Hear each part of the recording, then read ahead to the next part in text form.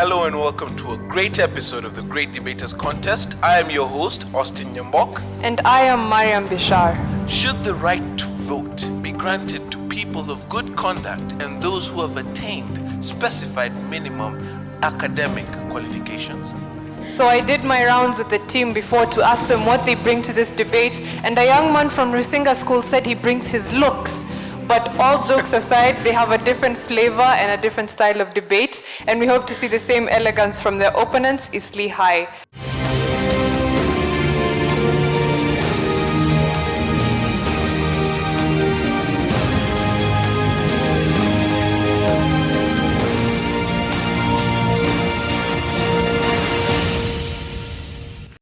The motion this week is, the right to vote should be granted to people of good conduct who have attained specified minimum education qualification.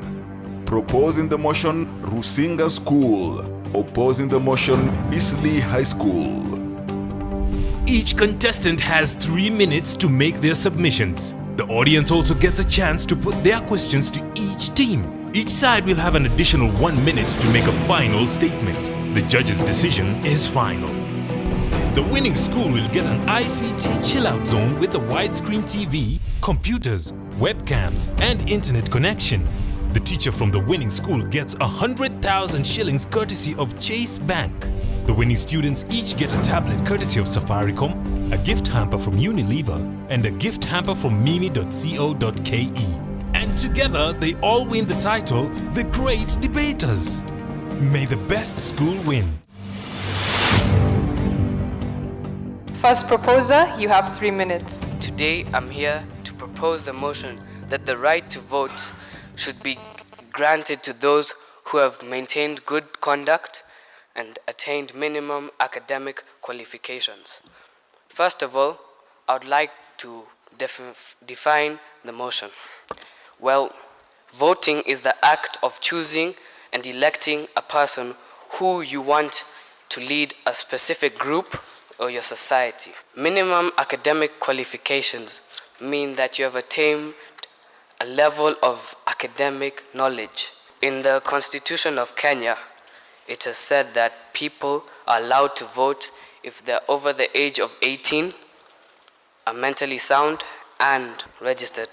My first point would be that the current system of voting is not working. Our previous debate showed us that we have corrupt and incompetent leaders. This does not go for all of them, but it shows we need to do something.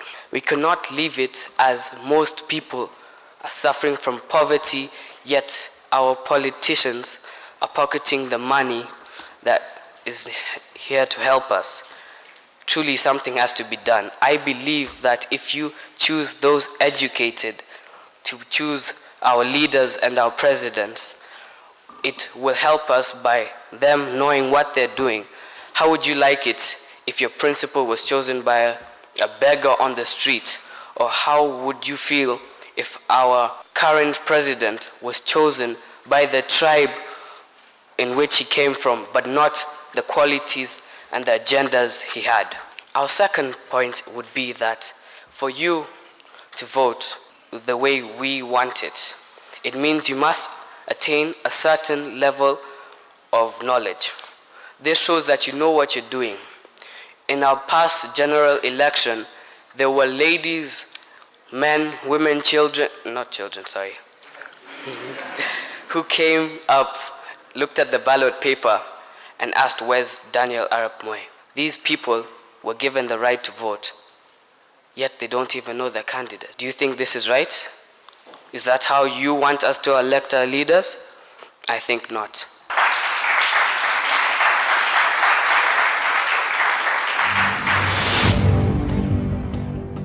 Eastleigh High, you may give us your opening remarks. You also have 3 minutes. Standing before you is Alfuani Jackton from Eastleigh High School, standing tall to oppose the motion today that the right to vote should only be granted to people of good conduct and who have attained minimum specified academic qualification. You have not defined the meaning of good conduct, my fellow proposer. Good conduct I believe all of you yesterday in class, maybe you appeared in the list of noisemakers. Judges, I also believe in your lifetime, maybe your mom told you not to lick that sugar, but you find yourself doing it. So all of these are bad contact. So according to the motion today, all of you are not supposed to vote, which is not very correct. All people are supposed to vote. So long as you are of 18 years and above and you are registered, then you can vote. Why should I say that? Back then, before maybe you've done evolution, we know that our parents or our great parents who had no academic qualification, they invented things. They invented fire, for instance. Do you think wisdom comes by gray hair? It doesn't. And saying that you want people of good contact and people who have attained minimum specified academic qualification to vote, we just want to lose some lives. My second point, do we really want to lose lives? We understand our environment. Kenya is an environment where if you want to pass maybe a law, you are sure that you're going to lose a life. For instance, we both were there when we were amending the Constitution 2010. It really took billions and billions of money. Do you also want to lose this amount of money just to change a clause in the Constitution of Kenya, saying that now maybe you are 18 but you're not a person of good contact, you shall not vote? Or maybe you are a person of good contact but do not have the specified academic qualification, you are not going to vote. That's not very correct. Another point, we know all of us that our brothers in Turkana and our brothers in marginalized areas, these brothers are suffering from hunger. And here we are, we want to use billions and billions of shillings just to amend a clause in the Constitution. We don't want to lie to ourselves, my fellow debaters. We have to stand tall. We have to stand tall and look to this motion keenly, and we understand that if we say that only people of good contact and people have attained specified academic qualification to vote, we are going to lose lives and we are going to use a lot of money which can be used to do something good. Another point is we want to take us to what we call in Kiswahili ukoloni mamboleo. And that's not very correct because our Kenyans were not allowed to vote simply because they were unlettered. But now everybody has to vote because everybody fought for the new constitution and everybody fought for independence. Therefore, every Kenyan, so long as you're above age, you're allowed to vote. Thank you.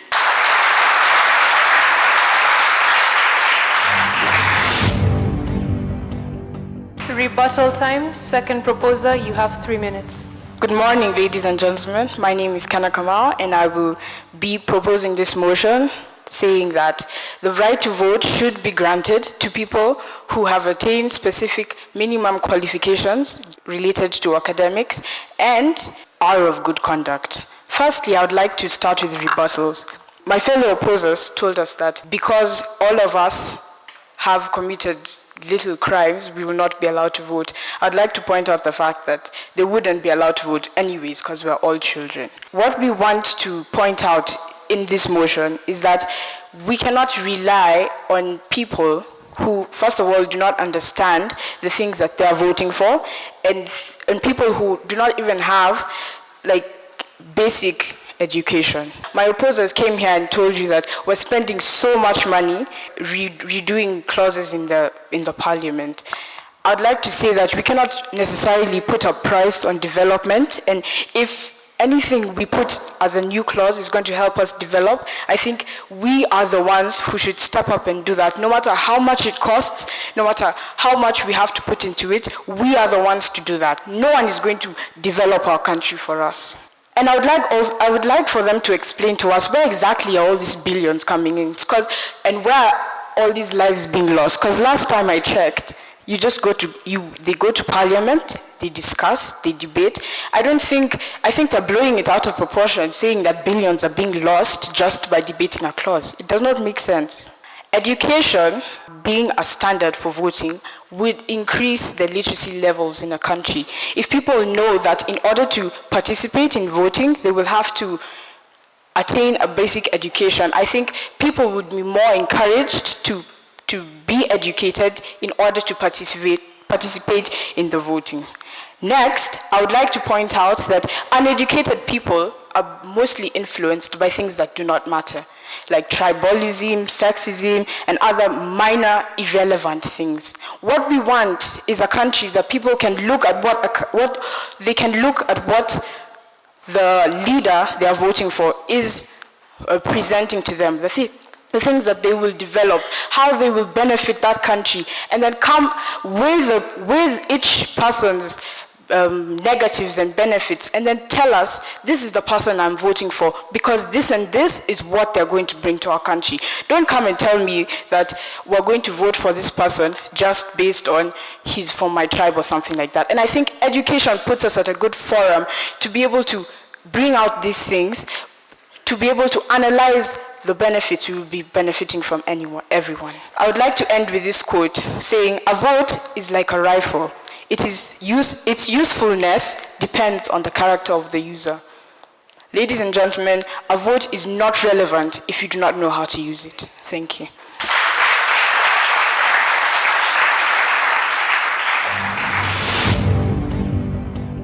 Second opposer, you may give your rebuttal. You also have 3 minutes. I'm Nyagweth Ezekiel from Eastleigh High School, ready to oppose the motion which clearly states that the right to vote should be granted to those who have attained specified minimum education and have good conduct. Violation of the Constitution.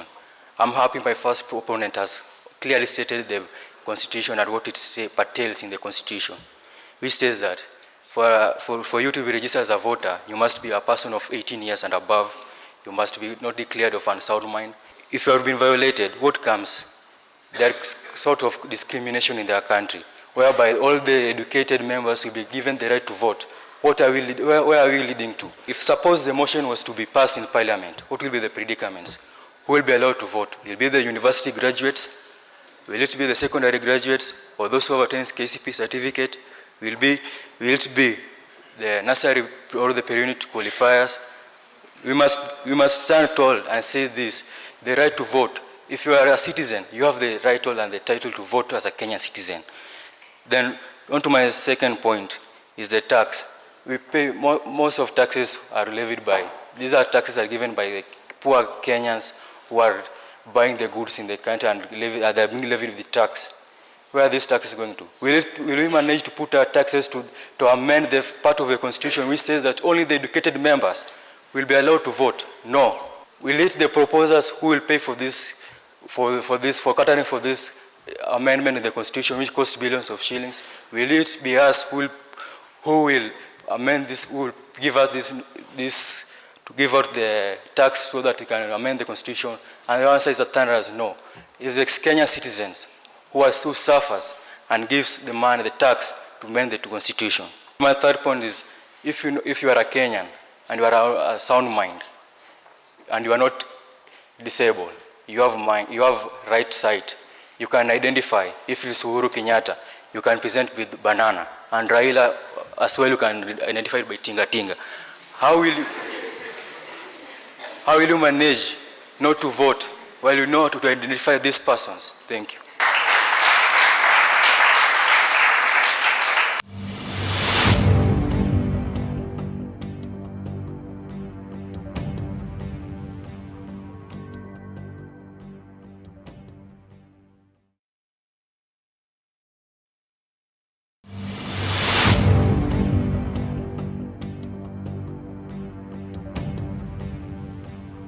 May we have questions for the proposers? I'm Kadieli Diana from the Kenya High School, and my question goes to the proposers.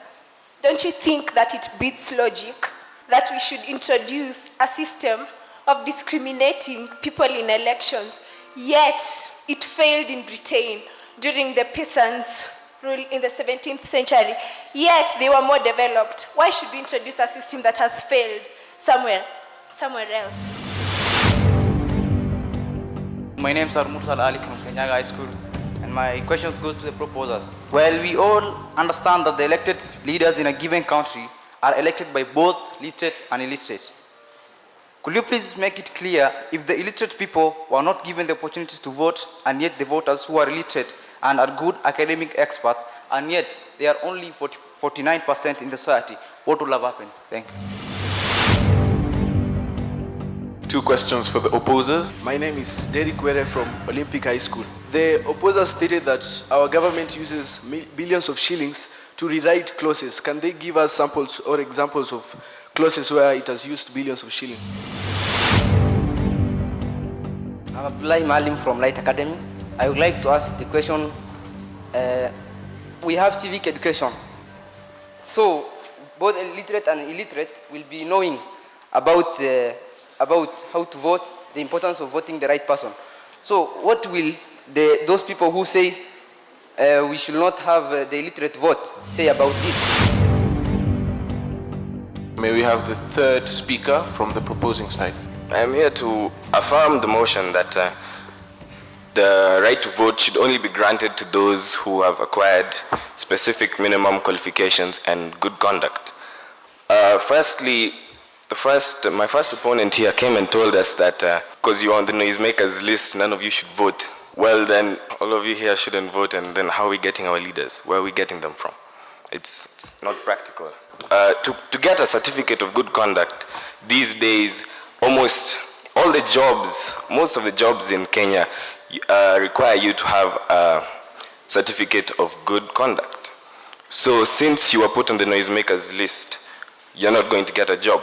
That's what you're trying to tell us. And then you came here and told us that billions of shillings are being used to rewrite clauses and stuff. It doesn't make sense. Why are you using a hammer to kill a mosquito? It's not practical. Billions of shillings are not being used to rewrite clauses.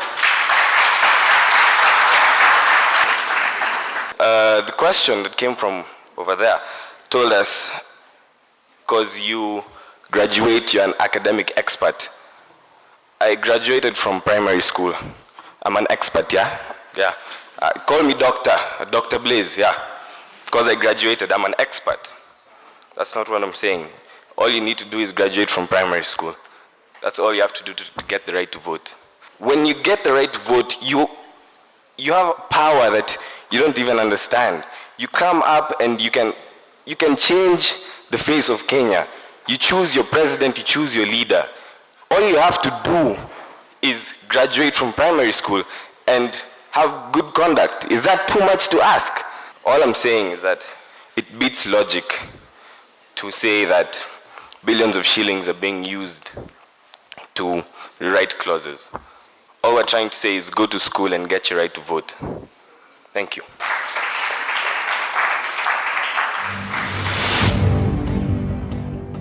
Third opposer, you have 3 minutes to respond to the audience questions. I'm here to answer the questions that have been asked by my fellow debaters. The first question was the examples of where the change in the constitution have been made. Let's take, for instance, the year 2010, when we're preparing for the new constitution. If you check it and calculate it by yourself, how much do you think were used? How many lawyers from outside the country were brought? How many people, how many advisors that came to advise the leaders who are there by then, and tell them that what you want to write in your constitution is really allowed by the UN Charter? The next question was about noise-making lists in class. You know, if you look into the motion of the day, good conduct. How do you measure the good conduct? It's the way you behave yourself. If someone is making noise in class and he has been told by the class monitor, class prefect, please keep quiet, and it's continue the same thing, what is he trying to implement? That is tough-headed. His behaviors cannot change. So that makes me to tell you that all of us are not worthy to vote. About the billions of money that have been used, my worthy opponents, may I ask you, can you approximate the amount of money that were used during the implementation of the new constitution? May I ask this question to all of us. Do you think if we put it only for those who have attained a specific academic qualification, which I don't know what my fellow opponents mean, or which level do they put? Is it the degree? Is it the KCSE living certificate? or the KCPE. And if I come and ask you today, differentiate between the color of this paper and the color of this pen, you differentiate them. That's why I want to believe, and you too to believe, that anyone who is a citizen is worthy to vote. No matter what, is worthy to vote. Those leaders are going to lead them too. The leaders are not there to lead the educated. Is there to lead all the citizens. And I end with this quote. Are we during election to elect those who are going to lead the educated one? Thank you.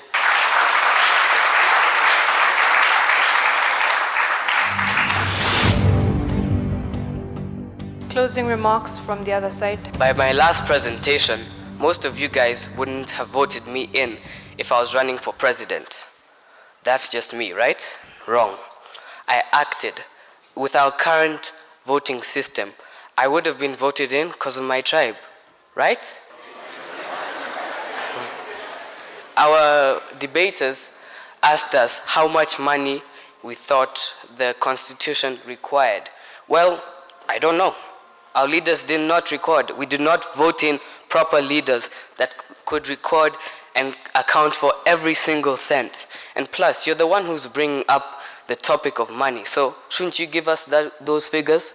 Second, I would like to ask you, you all are in secondary.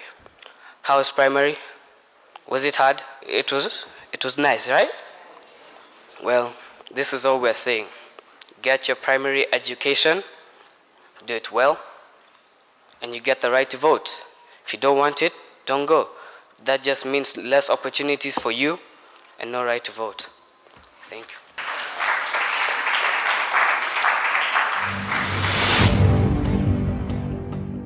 Final closing statements. The opposing side has a minute. Once again, I'm Jackton, and I would like just to make a very brief conclusion.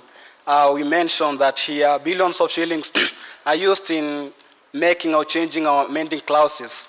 I want just to appeal to my fellow proposers. You're not reading the newspapers of this country. It was quoted by Mutai Nguny in the Daily Nation. If I'm not wrong, and be very specific, it was on Sunday 7th, 2010, and July, to be very specific.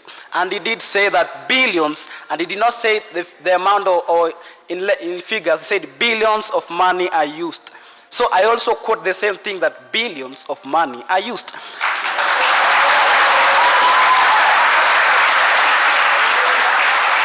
And to take that to your heart, I want to tell you, just make it logic. Do you think it's a 10 bob?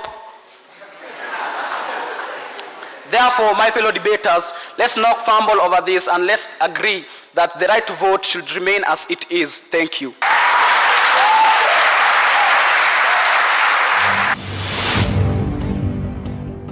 Rusinga School and Eastleigh, there is a lot that you need to do. For you to be called great debaters, then there is something that we should see before we can give you that particular title, great debaters. Allow me also say that there is a standard that we expect from the two teams, which was not forthcoming. Robert from Rusinga School, the way you started, you are not even interested in the debate in the first place. Allow me say that.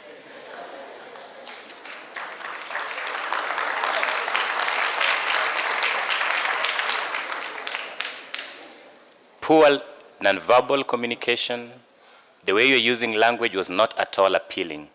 At least Kamau, when you came on stage, you gave a little life to the team. Mshindi, I don't know where to place you. If I was writing your report card, I'll say you can do better. I am a disappointed man. I would have to start on that point and say that you didn't do us justice, you didn't do the audience justice, you didn't do to the motion justice as well. In terms of research, in terms of the way you came to debate, I think you came to talk and not to debate, and that is not encouraged in this platform. Eastleigh, Alufwani Jackton, lots of generalization, in the process of even changing the constitution. We know very well it doesn't necessarily have to use billions. The members of parliament can meet and enact an act, and we have all that. So there was no research done. Good ending, however. Nyagweth, monotony of delivery. I can't say much. Lennox, just, and this is just based on debate, below average. I don't know whether to say all the best, but thank you for coming. Let me just let you in on some of the things that we look for. Your style and presentation, so you can grade yourselves. Mastery of language, again, you can grade yourselves there. Passion and conviction. Mastery of topic, coherency of argument. The only person who attempted to do that for me was Kena Kamau. The debate literally lacked substance. Thank you. Rusinga School, you attained 44%. Eastleigh High School attained 50%.